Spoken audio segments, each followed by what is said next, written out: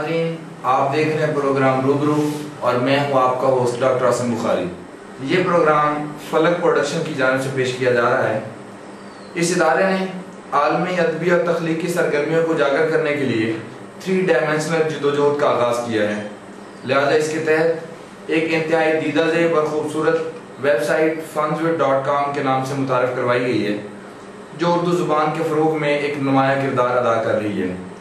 اس کے ساتھ ساتھ عنکبوت پبلشرز ادبی کتب کی معیاری پبلشنگ اور پرنٹنگ کے لیے پاکستان میں لاہور اور برطانیہ میں ساؤتھ ہال سے بیک وقت تشنگان ادب کی آبیاری کر رہا ہے۔ فلک پروڈکشن کی جانب سے مزید ایک ادبی تنظیم جس کا نام دریچہ ادب پاکستان ہے، اس کا قیام عمل میں لایا گیا ہے، جو ملک کے طول و عرض میں مشاعرے اور ادبی تقریبات کے انعقاد کی شبانہ روز کوششوں میں مصروف ہے۔ ناظرین، آج ہم نے آپ کے روبرو ایک ایسی شخصیت کو دعوت دی ہے جن کا نام اردو ادب میں کسی تعارف کا محتاج نہیں۔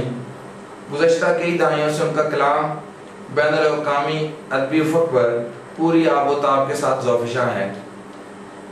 بے شمار تخلیقات، ہجر بے لباس، بولتے پتھر، منسوب کرتا ہوں، درد ایک روشنی ایک راستہ، لب دریا، مہمان نظر، ہدف کی تلاش، الغرض بے شمار تخلیقات اس ادبی شخصیت کے ساتھ منسوب ہیں، اور یہ شعر تو ان کا زبان زد خاص و عام ہے۔ بارش میں بھیگنے سے میری بات رہ گئی، بارش میں بھیگنے سے میری بات رہ گئی، آنکھوں کے اشک اس کو دکھائی نہیں دیے۔ میری مراد ملک کے نامور شاعر، نقاد، ادیب اور دانشور جناب زاہد شمسی صاحب ہیں۔ السلام علیکم۔ جی وعلیکم السلام سر، کیسے ہیں آپ؟ جی بہت اچھا ہوں، آپ سنائیے کیسا مزاج ہے؟ بس سر، آپ کی دعائیں بالکل ٹھیک ٹھاک۔ آپ کے سر انتہائی ممنون ہیں کہ آپ نے ہماری ویب سائٹ کے لیے ایکسکلوسیو انٹرو ریکارڈ کروانے کے لیے ہمیں وقت دیا۔ میں آپ کا شکر گزار ہوں کہ آپ جو خدمات ادب کے لیے انجام دے رہے ہیں وہ بہت معنی خیز ہیں، اور ان کے بہت دور رس نتائج جو ہیں وہ نکلیں گے، اور خداوند تعالیٰ کی ذات نے ادب کو جو مقام اور اہمیت دی ہے، آپ اس کی ترسیل کر رہے ہیں، تو آپ کے درجات بھی یقیناً بلند ہوں۔ تھینک یو ویری مچ سر۔ سر، ہم ناظرین کو ہمارے جو ہے نا آپ بتائیے گا اپنی ابتدائی زندگی کے بارے میں۔ آپ کی آبائی گاؤں کون سا ہے؟ آپ کہاں سے مائگریٹ ہو کے لاہور ہے یا پراپر لاہور سے نہیں ہے؟ جی میں مختصر تعارف کروانے کی صحیح کرتا ہوں۔ میری پیدائش ٹوبہ ٹیک سنگھ میں ہوئی، میرے ننہال وہاں رہتے تھے۔ ان دنوں میرے والدین خانپور ضلع رحیم یار خان میں مقیم تھے۔ ٹوبہ ٹیک سنگھ میں پیدائش ہوئی تو میری ابتدائی تعلیم یقیناً خانپور ضلع رحیم یار خان سے اس کا آغاز ہوتا ہے۔ میٹرک میں نے گورنمنٹ ہائی اسکول خانپور سے کیا، اور گورنمنٹ ہائی اسکول خانپور سے ظاہر ہے جہاں اپنے ابتدائی تعلیم حاصل کرتے ہیں تو اس سے آپ کو ہمیشہ جو ہے وہ لگاؤ رہتا ہے، اس شہر سے بھی لگاؤ ہوتا ہے، اس اسکول سے بھی ہوتا ہے۔ وہ تمام جو اساتذہ کرام، پوری سوسائٹی جو ہے وہ آپ کے شخصیت کا ایک حصہ ہوتی ہے، بلکہ ان کے تمام ہنر جو ہیں وہ آپ کا حصہ بن جاتے ہیں، اور آپ ایک اپنا نام جو ہے لے کے آگے چلتے ہیں۔ تو ایسی صورتحال میں جو ہے میٹرک وہاں سے کیا تو مجھے بڑا شوق تھا، کیونکہ میرا گھرانہ جو ہے وہ علم و دانش سے اس کا جو ہے بہت تعلق ہے۔ میری خوش قسمتی ہے کہ میں ایک تعلیم یافتہ گھرانے میں پیدا ہوا، اور ہمارے گھروں میں جو زیر گفتگو موضوعات رہتے تھے وہ ادب سے متعلقہ تھے، سوسائٹی، لٹریچر، بنیادی تعلیم و تربیت کے حوالے سے ہمارے خاندان میں ہم جب بھی بیٹھتے تھے تو اسی پر گفتگو ہوتی تھی۔ تو جب ہم اس راستے پر چلتے ہیں تو حضرت علامہ اقبال رحمۃ اللہ علیہ جو ہیں وہ ہمارے پسندیدہ شخصیت بن جاتے ہیں۔ تو جب حضرت علامہ اقبال کے کلام کو ہم پڑھتے ہیں اور ہمیں اسکول میں اس کے حوالے سے تعارف کروایا جاتا ہے، ہم ان کے اسرار و رموز جانتے ہیں، تو پھر یقینی طور پر میری وہ اتنی پسندیدہ شخصیت بن گئی کہ میرا یہ ایم تھا کہ جب میں میٹرک کر لوں تو میں نے لاہور گورنمنٹ کالج میں پڑھنا ہے، کیونکہ حضرت علامہ اقبال وہاں پڑھتے تھے۔ چنانچہ اسی شوق اور جذبے کے ساتھ تعلیم کی نمبر اچھے آگے میرٹ پہ میرا داخلہ ہو گیا، اور پھر میں نے گورنمنٹ کالج میں تعلیم حاصل کی، گریجویشن کی، پھر امریکن انسٹیٹیوٹ کراچی میں چلا گیا میں، جہاں پھر میں نے بزنس کے ریلیٹڈ سبجیکٹس جو ہیں ان میں مزید تعلیم حاصل کی۔ اس کے بعد میں نے اپنا کاروبار شروع کر دیا۔ اس سے پہلے اسکول کے دور میں ہی شاعری اور افسانہ نگاری اور ادب کی طرف لگاؤ اور ادب کی طرف اپنے قدم جو ہے وہ بڑھا دیے تھے. ذوق اور شوق پہلے ہی ملانے طبع میں تھا. تو نتیجتاً یہ ہے کہ جب تک میں گورنمنٹ کالج میں پہنچتا اس وقت تک ایک اچھا خاصا شاعر بن چکا ہے. لہٰذا گورنمنٹ کالج میں مشاعرہ ہوا جس میں جو ہے وہ انہوں نے اپنی ٹیم جو ہے اس کی سلیکشن کرنی تھی. لہٰذا اس میں میرا نام بھی جو ہے آ گیا, مجھے دوسری پوزیشن ملی اور مجھے بڑی خوشی ہوئی کہ میں نے گورنمنٹ کالج میں آ کے خانپور جیسے علاقے سے تو میں آ کے تو میں نے جو ہے وہ ایک پوزیشن حاصل کی. پھر میں نے گورنمنٹ کالج کی نمائندگی کی, مختلف شہروں میں گئے, مختلف کالجوں میں گئے اور کپ لے کے جب ہم کالج میں آتے تھے تو ہمیں بڑا فخر ہوتا تھا کہ ہم کوئی خدمت انجام دے رہے ہیں اپنے کالج کے حوالے سے, کہ جہاں ہمیں تعلیم سے آراستہ کیا جا رہا ہے, ہمیں زندگی گزارنے کے ہنر سکھائے جا رہے ہیں, ہمیں زندگی گزارنے کا سلیقہ ہمیں بتایا جا رہا ہے. تو ہم اس ادارے کی کسی نہ کسی حوالے سے کچھ خدمت کر رہے ہیں. آج بھی جب گورنمنٹ کالج میں جاتے ہیں اور وہاں جا کے وہ کپس دیکھتے ہیں اور کہیں کہیں کونے میں ہماری بھی چھوٹی سی تصویر لگی ہے تو ہمیں ہمارا سر فخر سے بلند ہو جاتا ہے.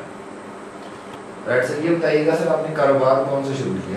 میں نے آغاز سے ہی میں جو تھا میری کیونکہ آزاد سی طبیعت میں نے پائی تھی اور میں نوکریوں کے بندش میں جانا نہیں چاہتا تھا. ایف ایس سی میں بھی اتنے نمبر آئے کہ میں گورنمنٹ کالج سے سیدھا یو ای ٹی میں جا سکتا تھا, لیکن ایسا نہیں کیا. میں نے اس تعلیم مکمل کرنے کے بعد اپنا کاروبار شروع کیا اور میں امپورٹ ایکسپورٹ کا کام شروع کیا. اور یہ وہ دور تھا جب ہم اپنے آپ کو سفیر گردانتے تھے ملک کا, کہ ہم مختلف ممالک میں جاتے, اپنی مصنوعات بیچتے, اپنے ملک کا تعارف کرواتے, اپنا تعارف کرواتے اور پھر وہ ہم یہ محسوس کرتے تھے کہ ہم بلا معاوضہ سفارت کا کردار ادا کر رہے ہیں.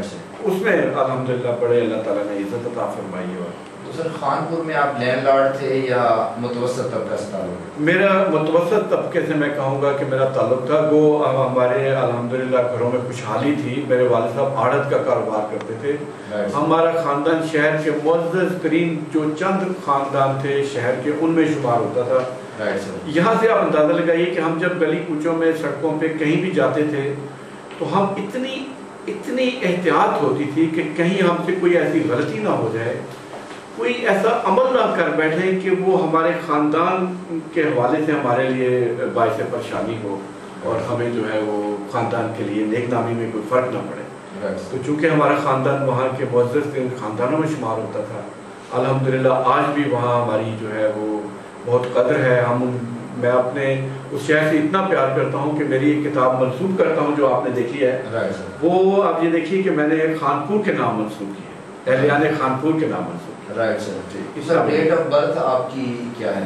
میری ڈیٹ آف برتھ 5 فروری 1954 ہے اور رجسٹرڈ 6 فروری کیا گیا. رائٹ سر, یہ بتائیے گا کہ آپ کے خاندان میں جب آپ نے ادبی تخلیقات کا سلسلہ شروع کیا تو کوئی اور مشہور شاعر تھے یا معروف شاعر کوئی یا کوئی ادیب وغیرہ, یا آپ پہلے شخص ہیں جنہوں نے اس فیلڈ میں آنے کا فیصلہ کیا؟ جی, ہمارے جتنے بھی بزرگ مجھے ارد گرد نظر آتے تھے وہ خود, میں ان کے اشعار خود سنا کرتا تھا. وہ مستند شاعر نہیں تھے لیکن فطرت میں ایک وہ موجود شاعری کا رجحان تھا. اور دیکھیے کہ میرے ماموں جان جو پروفیسر تھے اردو کے, اور وہ بڑی 32 سال کی عمر میں بہت جلد اس دنیا سے چلے گئے.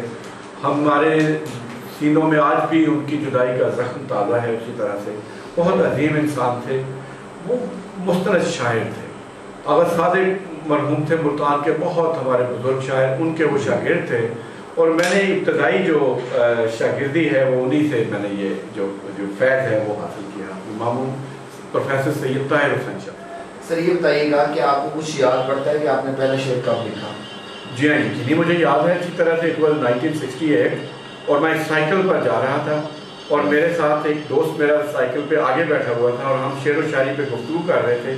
وہاں میں نے وہ پہلا شعر جو ہے وہ کہا اور اس کے ساتھ میں نے شیئر کیا. وہ شعر میں آپ کو سنا بھی سکتا ہوں. ناظرین کے ساتھ شیئر کیجیے. جی میں ضرور شیئر کرتا ہوں. صبح اٹھ کر یہ اندھیرے نہیں دیکھے جاتے, واہ. صبح اٹھ کر یہ اندھیرے نہیں دیکھے جاتے, ایسے غمناک سویرے نہیں دیکھے جاتے. واہ, یہ میرا پہلا شعر. یہ آپ کا پہلا شعر. اصل یہ اکثر کہا جاتا ہے کہ شاعری ایک خداداد صلاحیت ہے، یہ کسی کے سیکھنے سکھانے سے نہیں آتی، بعض لوگ اس سے اتفاق نہیں کرتے، وہ کہتے ہیں شاعری سیکھنا پڑتی ہے. تو آپ اس میں کس جو ہے نا بات سے زیادہ متفق ہیں کہ سیکھنے سکھانے سے آتی ہے یا خداداد صلاحیت؟ یہ دونوں عناصر جو ہیں اس میں موجود ہیں. فطری جبلت میں بھی شاعری آپ کے جینز میں موجود ہوتی ہے، ان بلٹ ہوتی ہے شاعری آپ کے. اور جب آپ کو آپ کی خوش قسمتی ہے کہ آپ کو ایسا ماحول مل جائے، ایسے اساتذہ اکرام مل جائیں، آپ کو ایسے چاہنے والے مل جائیں جو آپ کی اس چھپی ہوئی صلاحیت کو اجاگر کر دیں، تو پھر آپ کے اندر چونکہ فطرتاً وہ چیز موجود ہوتی ہے، تو پھر آپ کا جو سفر ہے وہ بڑی تیزی سے شروع ہوتا ہے. دونوں چیزوں کو آپ میں سمجھتا ہوں کہ دونوں چیزیں ڈالیں. ایسے یہ بتائیے گا کہ آپ شاعری کے اندر باقاعدہ استاد کس کو مانتے ہیں؟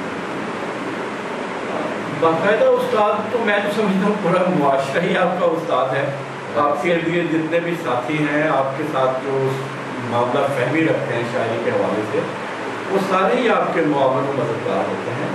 لیکن جب آپ کسی کو دل سے تسلیم کر کے، اور جو شخص آپ کو باقاعدہ وقت دیتا ہے اور آپ کے اوپر دست شفقت جو ہے وہ رکھتا ہے، اور آپ کے جو شاعری کے اسرار و رموز ہیں پر نقد پر ہاتھ رکھ کے آپ کو ایک گائیڈ لائن دیتا ہے، وہ پھر آپ کہتے ہیں کہ یہ میرا استاد ہے. اور وہ میں پروفیسر طاہر شمسی صاحب کے بعد میں پروفیسر مرزا محمد منور صاحب کو میں اپنا استاد کہتا ہوں، کیونکہ پروفیسر محمد منور مرزا صاحب ہمیں اردو پڑھاتے تھے، بہت شفقت کرتے تھے، مجھے بہت پیار کرتے تھے گورنمنٹ کالج میں. میری زندگی کی ویسے بھی پسندیدہ ترین شخصیات میں سے وہ ہیں کہ انہوں نے حضرت علامہ اقبال پہ جو کام کیا ہے شاید ہی کوئی کر سکے گا. اور پھر ان کی جو خدمات ہیں سوسائٹی میں وہ ساری دنیا جانتی ہے. وہ عظیم انسان تھے، مجھے فخر ہے کہ میں ان میں سے.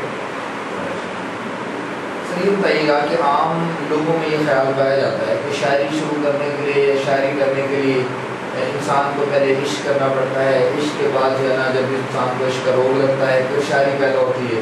کچھ لوگ یہ سمجھتے ہیں، آپ کیا سمجھتے ہیں کہ واقعی ایسا ضروری ہے؟ دیکھیے ایسا نہیں ہے کہ آپ ایک سیٹ پروگرام کرتے ہیں کہ آئیے ہم شاعری سیکھنے چل رہے ہیں، آئیے آج ہم پہلے عشق کرتے ہیں، پھر اس میں ناکامی کے اسباب پیدا کرتے ہیں، پھر اپنے آپ کو دکھی کرتے ہیں، اور پھر کاغذ قلم لے کے بیٹھ جاتے ہیں اور ہم شاعری کرنا شروع کرتے ہیں. ایسا نہیں ہے. میں یقین رکھتا ہوں کہ عشق انسان کے خمیر میں موجود ہے.